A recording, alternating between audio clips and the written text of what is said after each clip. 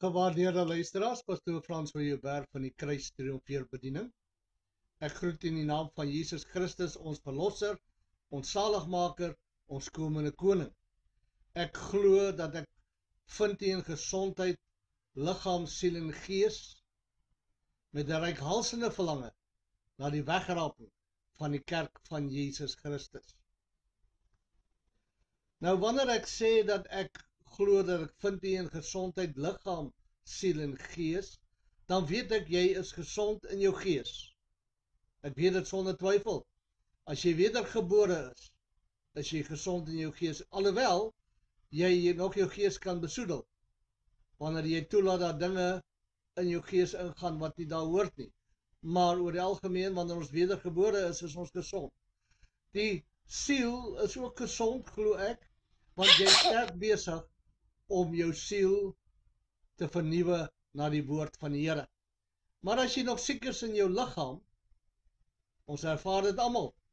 Hoe ouer jy word, hoe meer krankhede kom op jou pad langs. En dit help nie dat jy die woord of 5 leringe aanhang en verkondig en sterk staan en sê, deur sy wonde is ek genees. Kenneth Copeland, sy vrou Gloria Copeland, haar hele lewe lank gesê dat 'n mens kan in gesondheid leef. En as jy nie staan op die woord van God nie, jy moet staan op die woord, ek is. Sy ly tans aan Alzheimer. Weet nie regtig wie sy is en waar sy heen gaan en waar vandaan sy kom, sy is siek. Want ons verlossing in ons liggaam gaan plaasvind met die opstanding, wat saamval met die wegraping. En jy gaan die hemel instap, gesond, sonder probleme in jou liggaam. Maar weet dit, dat ons het op die oomblik, het ons toch probleme in ons liggaam. Dis is net so bemoediging, dat moenie jou moed verloor nie, moenie jou ywer verloor nie, moenie jou geloof verloor, omdat jy siek is nie. Ek het ook probleme, ek het 'n probleem in my suiker, ek het nou die dag geval, nou is my knie so seer, ek kan nie loop nie. Ek hoes partykeer in die nag dat ek nie kan slaap nie. Dit beteken nie dat ek dit nie geloof nie. Ek weet waar my verlossing lewe. En ek weet in spite van, kan ek dit maar sê, doring in die vlees. En ons almal het maar doring in die vlees. En ek gaan nie noem wat my dorings nie. Want dit is nie siekte nie, daar is iets anders waarmee ek ook op 'n daaglikse basis 'n stryd mee het. Onthou, ek is nie apostel Paulus nie. Ek is net 'n ou boodskapdraertjie wat vir u 'n boodskap bring uit die woord van God en u bemoedig in ons allerheiligste geloof. Ek het dieselfde probleme as u. Ek het ook issues, ek het ook uitdagings, ek het ook wêreldse probleme. Maar dit is daar. Ons is nie gevrywaar van verdrukkings en van al hierdie dinge in die wêreld nie. Want ons is pelgrimsreisigers na 'n ewige tuiste, na 'n stad wat deur God opgerig is en nie deur mensehande nie. So byt vas, hou vas en laat God altyd die fondasie in jou lewe wees. Kom ons bid. Vader, ons sê vir u dankie dat ongeag wat, veral as probleme baie ernstig word, ons weet dat ons fondasie is die kruis en dit wat Christus aan die kruis vir ons gedoen het. Ons loof u daarvoor in Jesus naam. Amen en amen.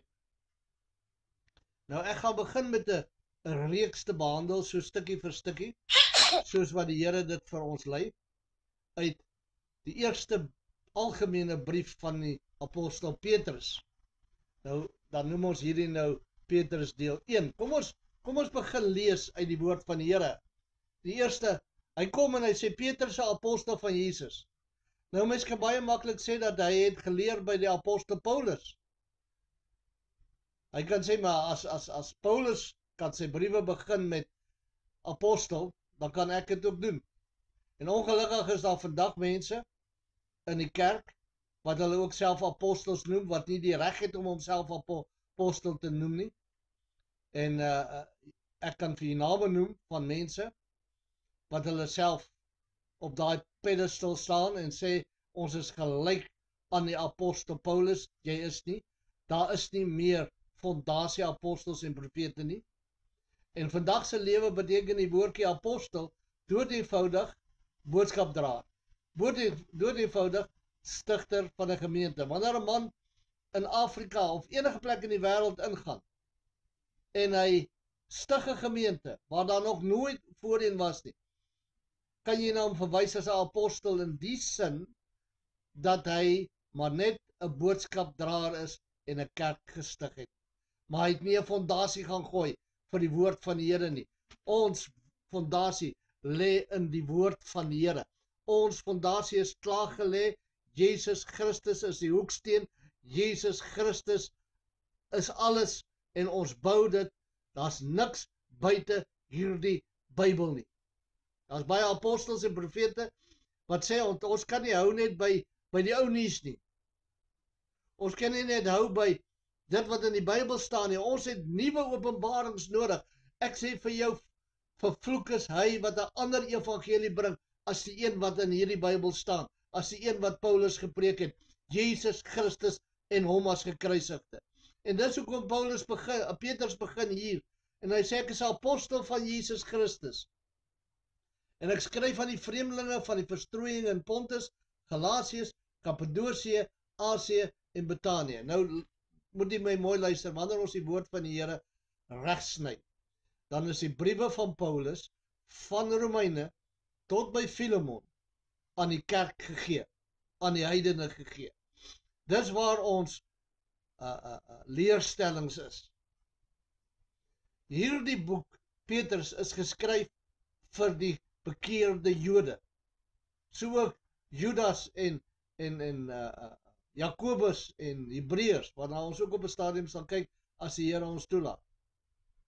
Maar dit beteken nie dat ons as kinders van die Here nie kan leer uit Petrus nie. Maar wanneer ons 'n leerstelling vorm, en ons gaan sien dat Petrus praat van werke. En as ons dan Petrus alleen vat, dan gaan dit lyk asof hy met Paulus verskil, maar hy verskil nie met Paulus nie. Paulus praat die taal van die heidene. Petrus praat die taal van die bekeerde Jode. Hy moet dit anders te sê, selfs die Hebreërs glo ek is ook deur Petrus geskryf. Daar's verskil, party mense sê apostels, ander, ons weet nie regtig nie, ek persoonlik glo Petrus, want hy skryf aan die bekeerde Jode. Maar dit beteken nie, maak nie saak wie die Hebreërs geskryf nie. Maar die skrywer van Hebreërs het met die Jode gepraat, maar dit beteken nie dat ons nie die brief Hebreërs ernstig moet opneem of moet uit die Bybel uithaal en nie dan moet kyk. En dis hoekom ons gaan, wanneer ons na leerstellings kyk, soos heiligmaking, geregtigheid, dooping in die Heilige Gees, al hierdie tipe van goeders, dan kyk ons na Paulus se briewe. Maar ons kyk na geestelike, goddelike lewenswyse waarop die kind van die Here moet lewe, dan kyk ons ook na die ander briewe. En self in die Ou Testament uit, kan ons Ou Testament is daar geskryf vir ons as voorbeelde en waarskuwings, so jy kan lewenswyse voorbeelde ook in die Ou Testament kry. Maar hy skryf hier vir kyk, ons moet verstaan, hy skryf vir die Jode, die bekeerde Jode, ons moet verstaan dat onmiddellik na die kruisiging, onmiddellik na die uitstorting van die Heilige Gees, was die kerk van Christus geweldig vervolg en het hulle oralsheen geskarrel en gevlug. So hy skryf nou vir hulle van die verstrooiing, en nou dink ek net so terloops, daar soveel kindertjies van die Here wat so bekommerd is oor die verdrukking wat in Suid-Afrika aangaan.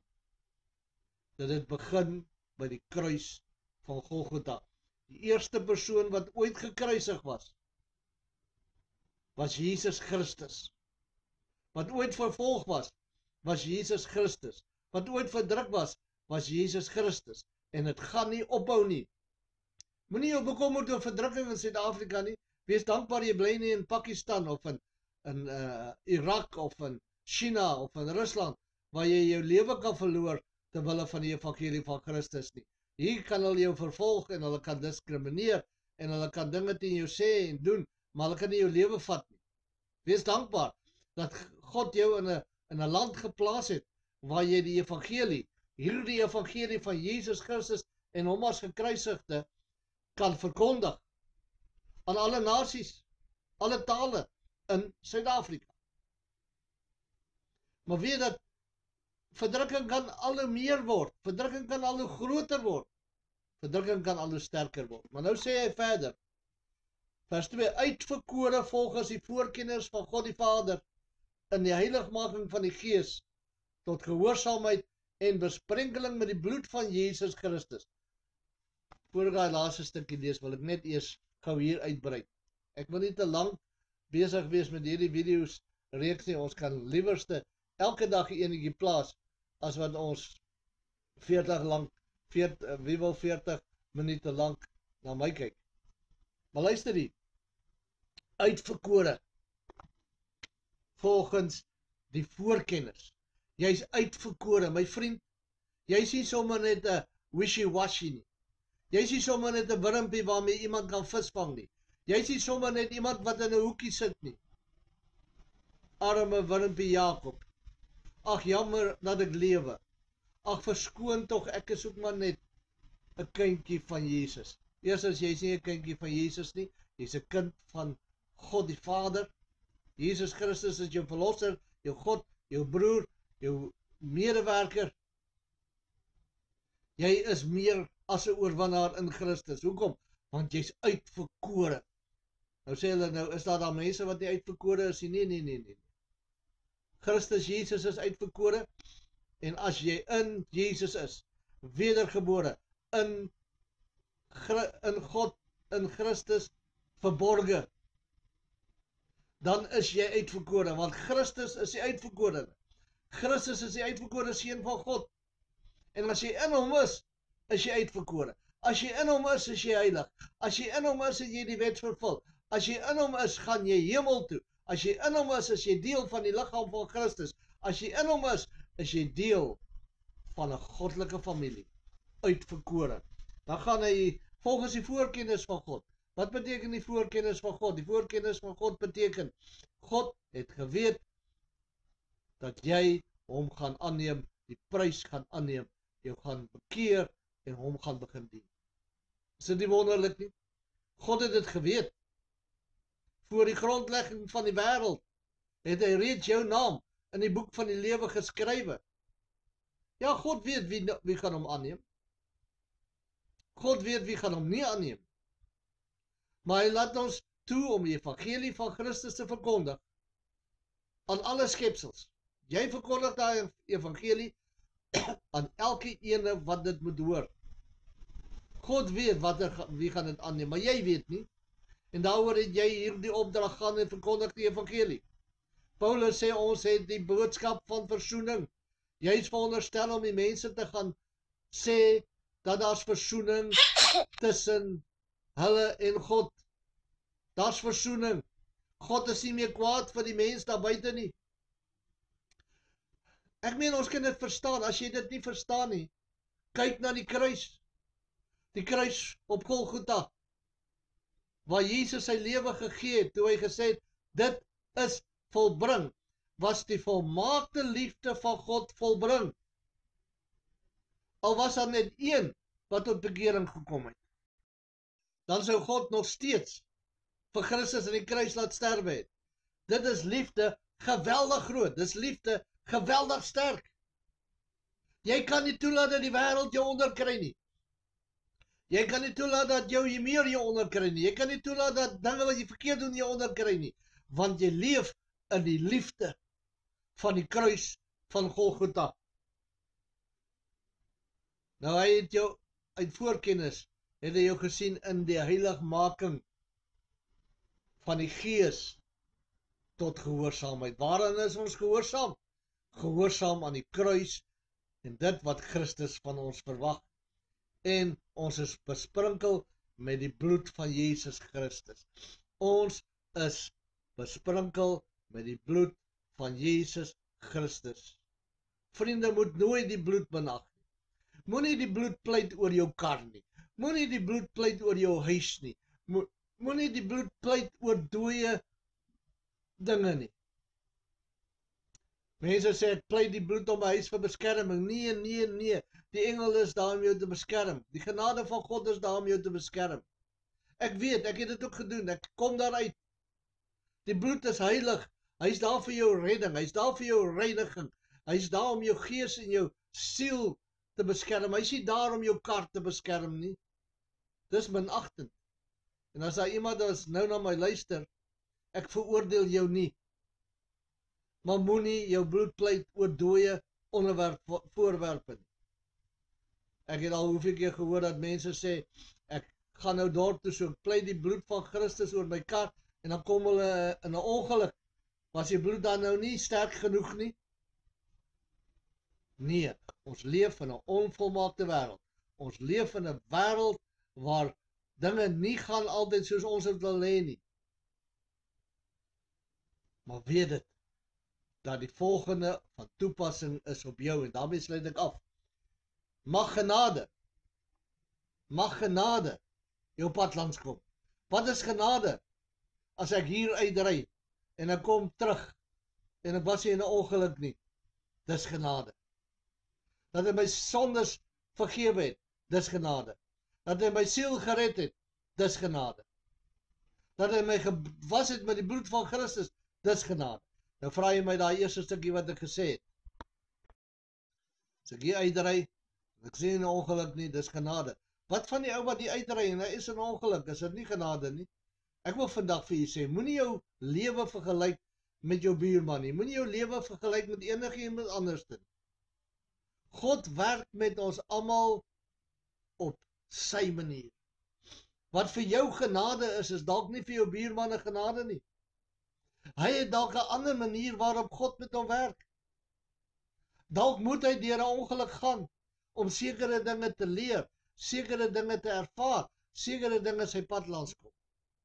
Kyk, ons het nie daai ervarings nodig as ons die woord van die Here ernstig opneem en die woord van die Here leer en gehoorsaam is aan die woord van die Here nie. Maar ongelukkig ons as mens is nie altyd gehoorsaam aan wat die woord van die Here vir ons leer nie. En dan moet die Here ons deur situasies sit sodat ons kan lewe kry. En dan en vrede. Wanneer jy in Christus is, wanneer jy die krag van Christus in jou lewe ervaar, dan staan vrede in jou lewe. En ek hoop dit is u geval. En dan sê hy, mag hierdie genade en hierdie vrede vir jou vermenigvuldig word. En dis my boodskap op hierdie Sondag vir u. Mag die genade en die vrede, die barmhartigheid, die liefde, alles wat vloei vanuit die kruis van Golgotha, vir jou vermenigvuldig word, sodat jy kan weet, dat jy weet, dat God het jou lief. Gebruik vandag om vir hom te lewe. Gebruik môre om vir hom te lewe. Gebruik die res van hierdie jaar om vir hom te lewe. Kom ons bid baie dankie Vader dat ons uit u woord uit kan krag ontvang. Laat ons kan weet dat u is in beheer van ons lewens. Ons loof u daarvoor in Jesus naam. Amen en amen. Gaan en gaan wandel waardig die roeping waarmee God jou geroep het. Tot ons weer gesels, mag hy met jou wees in Jesus naam. Amen en amen.